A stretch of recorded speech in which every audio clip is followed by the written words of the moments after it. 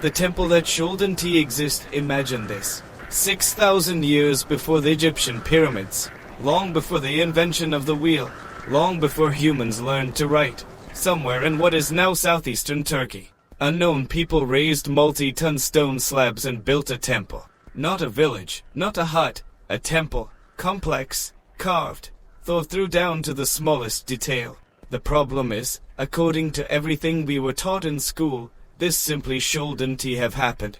Because the people who built it were hunter-gatherers, they had no cities, no farms, not even pottery, and yet they created one of the most sophisticated architectural structures of their time, perhaps of any time for thousands of years to come. This place is called Göbekli Tepe, and it turned everything we thought we knew about the dawn of civilization upside down. An accidental discovery in 1994. German archaeologist Klaus Schmidt arrived in the hills near the Turkish city of Enel-Urfa. Local farmers had long stumbled upon strange stone fragments sticking out of the ground and simply pushed them aside as junk that got in the way of plowing. Decades earlier, in the 1960s, an American survey team had actually walked right over the site and dismissed it as an abandoned medieval cemetery. The T-shaped stones, they assumed, were nothing more than old gravestones. They packed up and left. No one thought much of it until Schmidt. He immediately understood what the locals in the earlier survey team had taken for natural boulders and gravestones were, in fact, the tops of enormous stone pillars buried deep in the earth. When excavation began, it became clear that beneath the hill lay not a single structure, but an entire complex. Several ring-shaped enclosures, each made of massive T-shaped columns up to 5.5 meters tall and weighing dozens of tons. Schmidt reportedly stood on that hill and said something close to, "Either we walk away right now, or we dedicate the rest of our lives to this place." He chose the second option. He spent the next decades of his life at Göbekli Tepe, and he never lived to see it fully excavated. He died in 2014, with the vast majority of the site still hidden underground. In a strange way, the mountain outlived its discoverer just as it had outlived everyone who built it. And this is where things get truly strange. A puzzle that doesn't add up. Göbekli Tepe is about 11,500 years old. That makes it almost 7,000 years older than Stonehenge. 6,000 years older than the earliest cities of Mesopotamia. Older than writing, older than the wheel, older than metallurgy.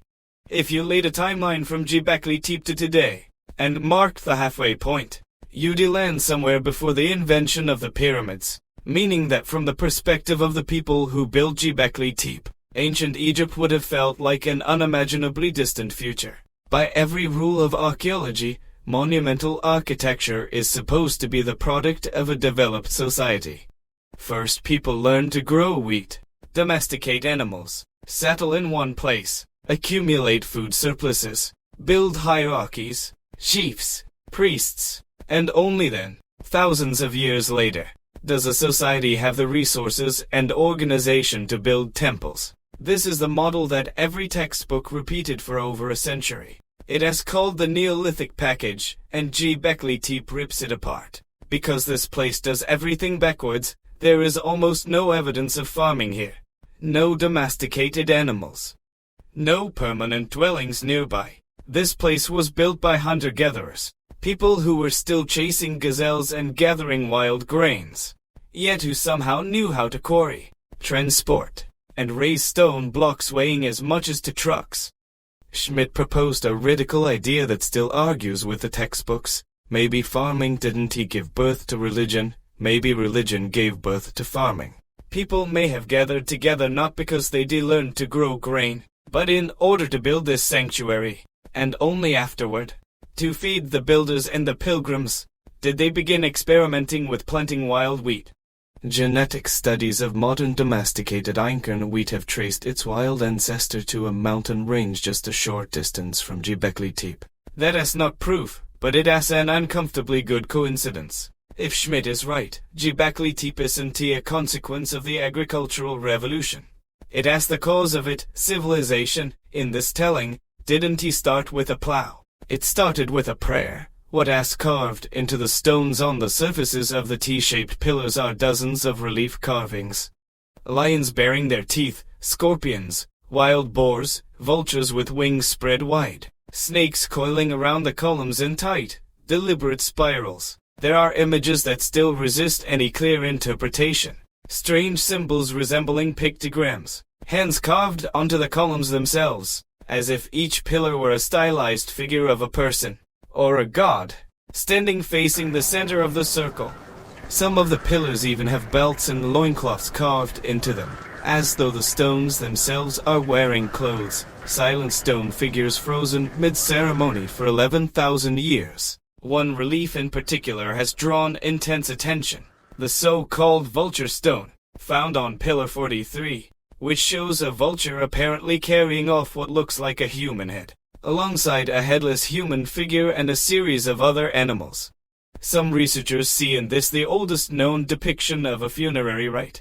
Perhaps the dead were left here in the open air so that birds could free the soul from the flesh, a practice known as excarnation, still echoed today in the Zoroastrian towers of silence.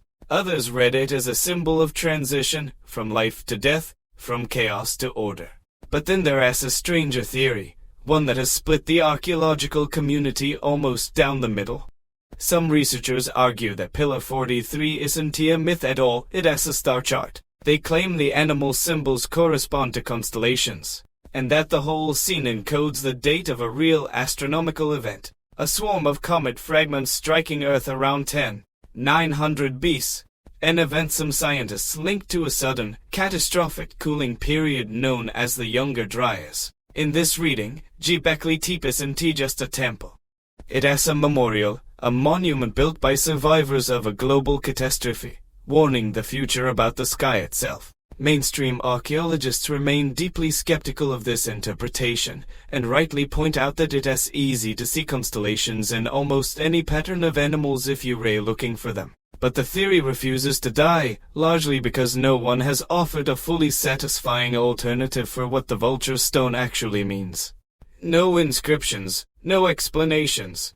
Just stone and images that have stayed silent for 12,000 years, daring us to guess. A terrible place to build anything here as something that puzzled archaeologists for years and still doesn't have a clean answer. Göbekli Tepe sits on a barren limestone ridge with no permanent water source anywhere nearby. No river, no spring, no lake. If you were choosing a spot to gather hundreds of people for weeks or months at a time, this hilltop would be close to the worst possible choice on the entire landscape.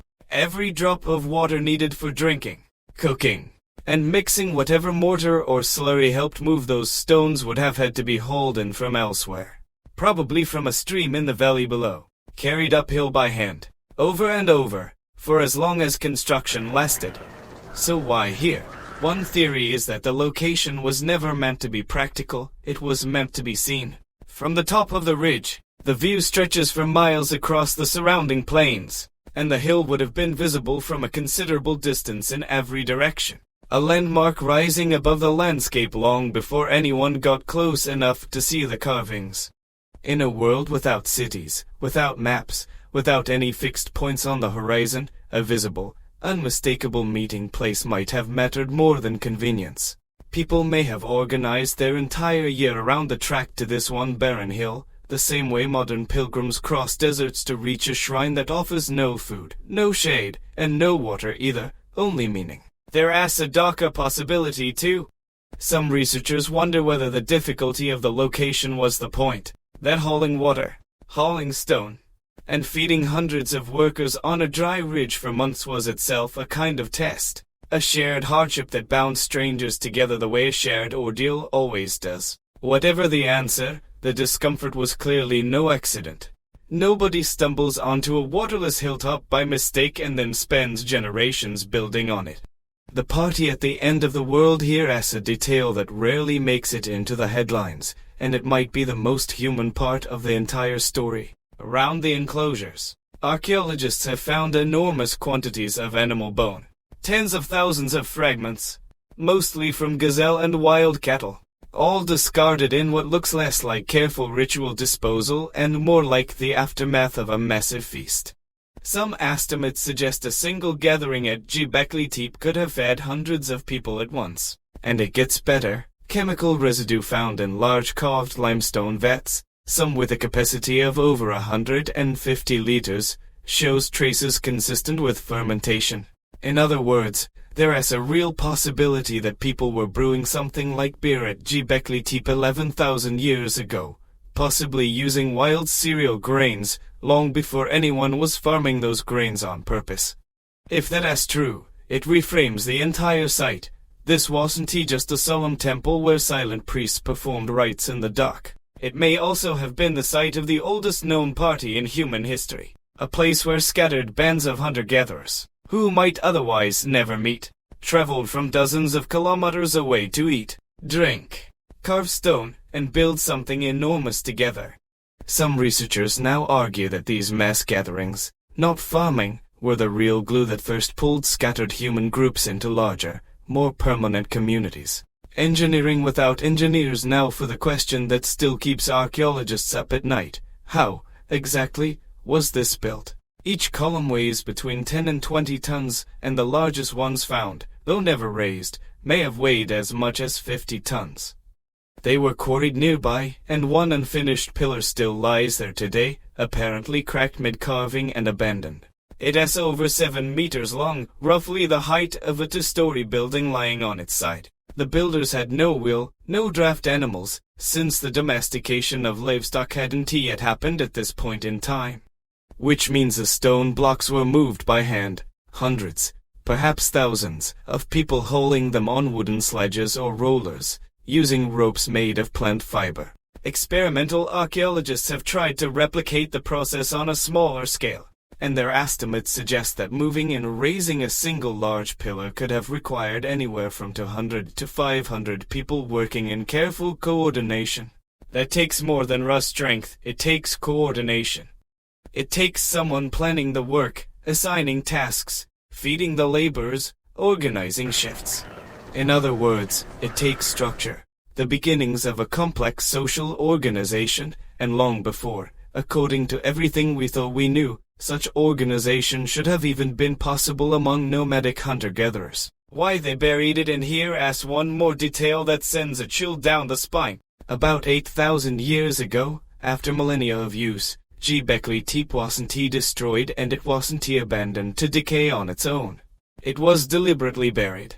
People intentionally, methodically, layer by layer, filled in the entire complex with earth, stone debris, and animal bones. An act that would have taken almost as much coordinated labor as building the enclosures in the first place. Why bury a temple that generations had built? Some researchers suggest a ritual burial of the sanctuary. Perhaps each generation built a new ring of columns, and the old one was deliberately interred, the way one buries a deceased relative, before a fresh circle was raised nearby. There is evidence for exactly this pattern. Older enclosures tend to have larger, more finely carved pillars, while later ones are smaller and cruder, almost as if successive generations were putting in less effort, or perhaps simply running out of something, whether resources, belief, or people. Others see a shift in religious belief entirely. A new society, already transitioning to farming, may have chosen to bury the symbols of the old, pre-agricultural world, closing the door on one way of life to make room for another. Whatever the reason, this burial is exactly what saved Göbekli Tepe for us. Had the complex remained exposed, erosion and time would have worn it down to nothing, the way wind and rain erase countless other Stone Age structures across the region. But buried under meters of earth, it lay in near-perfect preservation for almost 10,000 years, until a Turkish farmer's plow accidentally struck it, and one persistent archaeologist decided a pile of old stones was worth a second look. What we raise still finding the excavation of Göbekli Tepe is far from finished. In fact, it has barely begun. By archaeologists' own estimates, less than 10% of the entire complex has been uncovered so far. Ground-penetrating radar and geomagnetic surveys have identified at least 20 more ring-shaped enclosures still hidden beneath the surrounding hills, completely untouched, and the surprises haven't stopped. In recent years, researchers have identified traces of what may be one of the oldest known depictions of a narrative scene carved into a nearby pillar, and evidence that Göbekli Tepe wasn't an isolated anomaly at all, but part of a wider network. Similar T-shaped pillar sites have since been found at Karahan Tepe, Neville, and other locations across the same region, suggesting an entire lost cultural sphere of monument building hunter-gatherers that we are only now beginning to map. Karahan Tepe, only recently excavated in depth, has already produced its own unsettling discovery: a chamber containing 11 carved phallic pillars surrounding a large stone head, staring out with hollow eyes toward a niche in the rock. Whatever this culture believed, it clearly wasn't simple, and it clearly wasn't confined to one hilltop. Every excavation season adds new questions rather than closing old ones. Which means everything we've covered here is, quite literally, the first page of a much longer, and much stranger, story still being written in the dirt. Who were they, really? For decades, the builders of Göbekli Tepe were essentially faceless. No burials had been found at the site itself, no skeletons to study, no faces to reconstruct. That has slowly started to change. Ancient DNA extracted from human remains at related sites in the same region has begun to sketch a rough genetic portrait of the people living in this part of Anatolia around this time. And the picture is intriguing. These populations appear to be closely related to the very groups who, within a few thousand years, would become some of the first farmers in human history, later carrying their genes and their crops westward into Europe with the spread of agriculture. In other words, the people who built Göbekli Tepe, or their close descendants, may be genetic ancestors of a significant share of modern Europeans.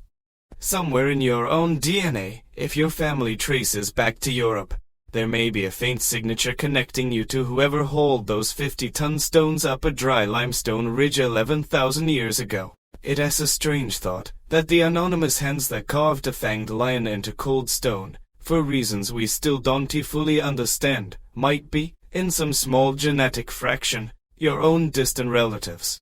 What this changes Göbekli Tepe forces us to rethink the very logic of how civilization began. For a long time it seemed obvious: first bread, then temple. First survival, then the spiritual. But here, on a hill in southeastern Turkey, the order seems to have been reversed. First, the drive to come together for something bigger than the search for food. First, belief, an idea, a ritual, maybe even a feast and a drink shared among strangers. And only afterward, as a kind of side effect, farming, settlement, cities, and eventually everything we call civilization. Maybe it wasn't hunger or cold that made us human. Maybe it was the need to build something that would outlive us. To carve a lion into stone that no one would ever see, for a god whose name we will never know. And then, when the time came, to bury it with the same care with which it was built. Think about the scale of that idea for a second. When those stones were raised, the last ice age had barely ended. Woolly mammoths were still alive on isolated islands. The oceans hadn't yet reached their modern coastlines. There was no Egypt, no Sumer, no wheel, no writing, no word for history in any language, because language itself was still evolving.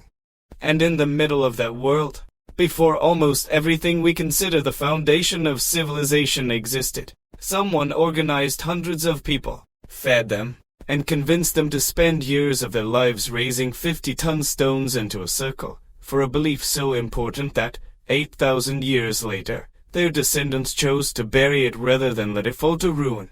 That is not a footnote in the story of humanity, it might be the opening line. And the stones of Göbekli Tepe, standing silent in the dark underground for 11,000 years, are still waiting for us to finally understand what they were trying to tell us.